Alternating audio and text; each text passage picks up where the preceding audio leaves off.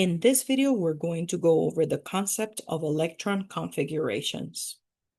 The arrangement of electrons in their shells, subshells, and orbitals come from the work of Erwin Schrödinger.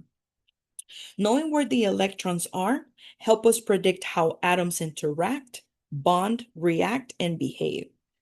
Electron configurations are a way to describe the location of electrons inside an atom. And when it comes to the tool that we're going to utilize to map all of this, we're going to utilize the periodic table. Writing electron configuration includes the following information. First, we write the shell number. And the shell number is also known as the energy level. Next to the shell number, we're going to include the orbital type or subshell. And we can see that that is a letter that it could either be S, P, D, or F. Next to the subshell, as a superscript, we are going to write the number of electrons that are present specifically in that shell number in that subshell. As I mentioned, all of this information of shells, subshells, energy levels, and such is present in the periodic table. Let's see how the periodic table is organized in order to gather all the information to write electron configurations. As we can observe, since when I'm writing electron configurations, I need to write the shell number. The shell number are given by the numbers of the rows that are present in the periodic table. So we can go all the way from 1 to 7. So that means that that shell number, in other words, is the period that I'm looking at in the periodic table. When it comes to the orbital type or subshells, understand that the periodic table is divided into these subshell blocks or areas, where specifically the first two columns is going to be the S area. Let's please recognize that helium, for the purposes of electron configurations, is going to be part of the S area. Next, we have the transition metals, which are going to be part of the D area. And lastly, from group numbers 3A to 8A, not including helium, that is what we know in the periodic table as the P area. The number of electrons, to be honest with you, we are going to count them by just counting the boxes specifically from left to right, row by row, until we reach the element that we're trying to study. The F block is specifically where we have the lanthanides and the actinides, but for the purposes of this course, we are not going to be dealing with any F subshells. Let's do the example in which we look at the electron configuration for sodium to determine how we use the periodic table in order to determine the electron configuration for this atom. Understand that these lines that you see in red is something that I drew in the periodic table to emphasize how I'm looking at the rows. When we are given a particular element, the first thing that we need to determine is how many electrons are present in that element. In this example, because we're looking at sodium, we need to determine how many electrons are in sodium, and we are going to be doing that by looking at the atomic number of sodium. Since sodium is element 11, that means that sodium has 11 electrons. If we look at the position where sodium is in the periodic table, sodium is in group 1 in period 3. So what this means is that when I write the electron configuration, I need to go from left to right, identifying the shell, the subshells, and how many items or boxes I can count on each row until I have reached sodium. So for example, I will go through row 1, row 2, and row 3, we can see that that's where sodium is. And this is how we write electron configurations. The first thing that we write is our shell, meaning the period number. And we always start electron configuration here at period 1 with hydrogen. So I write my period number, which is 1, and I can see that in that row, I specifically have 2 items that are part of the S area. So I write my electron configuration as 1s2. Since I know that my element is in specifically period 3, after I finish annotating what I have in the first row, then I move on to the second row. In the second row, the first thing that I have is 2 items in the S area. So I write them as 2s2. In that second row, when I go left to right, I had items in the S area, and I also have items in the P area. So that means that I'm going to then move on to the 2p area, because I already finished annotating these. And when I reach here, I have 1, 2, 3, 4, 5, 6. So I write those as 2p6. Remember that sodium lives in period 3. So I finish annotating everything that I have on the second row.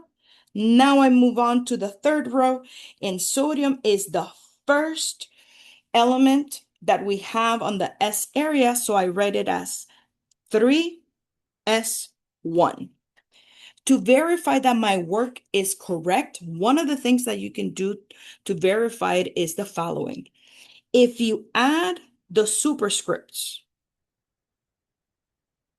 next to the shells and the subshells, that needs to equal the number of electrons. And you can observe, if we add 2 plus 2 plus 6 plus 1, that's the 11 electrons for sodium. Let's now do a new example with an atom that has more electrons.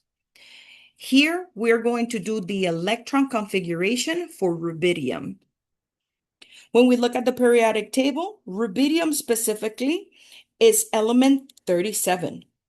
So when we do the electron configuration for rubidium, we need to find where are the 37 electrons that rubidium has located. Rubidium is also in group 1, just like sodium, but it lives on period 5. That means that when I'm writing that electron configuration, it's going to be longer, and it's going to include all the items, meaning the boxes from row 1, row 2, row 3, row 4, all the way I reach rubidium. Let's see how we write all of that information. Remember that we always start at level 1, area S. So I write 1s, and in that row, I'm going to count the 2 items that I have, 1, 2. So we always start by 1s2. Since I'm done with row 1, now I'm going to move on to row 2. The first shell that I see, or period, is going to be 2. The first area that I encounter is the S. So I write 2s, and then I count 1, 2. So as a superscript, I'm going to do 2. As I finish that area, I move on to the 2p. I write 2p, and in there, I'm going to count 1, 2, 3, 4, 5, 6. So this is 2p6. Remember that we are going all the way to 5. I'm done with 2. Now I move on to incorporate all the information from row 3. In row 3, I have 3s2, meaning in row 3, area S, I have 1, 2 items. In row 3, as you can see, I have the 3p. I write 3p, and I'm going to count 1, 2, 3, 4, 5, 6. So this is 3p6. That concludes the row 3. Now I'm going to move on to row 4. And we always have to be careful when we have things within row 4 once we pass the 4s area. So let's include that first. I'm going to write 4s2. Let's understand that when it comes to electron configuration, and I move from 4s area to the d area, the period number is going to change. We are going to write this as 3d. There is some physics arguments on why that is. And if you have questions on why is it that we go from 4s to 3d, please make sure that you go to office hours. So once we leave the 4s area, we enter the 3d area. So this is 3d. And before we reach rubidium, let's count how many boxes are in the 3d area. And we have 1, 2, 3, 4, 5, 6, 7, 8, 9, 10. So this is 3d10. It is important to note that once we exit that 3D area, this area, which is the P that goes after, this is the 4P area. And in the 4P area,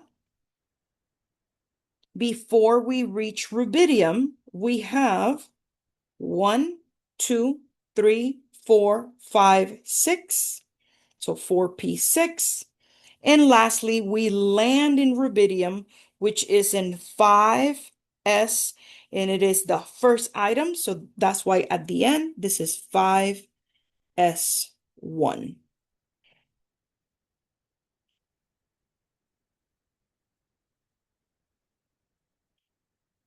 The elements that we talked about, and we gave us examples to write the electron configurations, meaning sodium and rubidium, are going to have something in common. And that is that when we look at their electron configurations, we observe that these elements that are part of group 1 end with a single electron in the highest number shell that they have. In the case of sodium, we can see that at shell number 3, there is 1 electron. In the case of rubidium, we see that at shell number 5, we have 1 electron. If we look at other members of group 1, for example, lithium and potassium, we can see the same trend.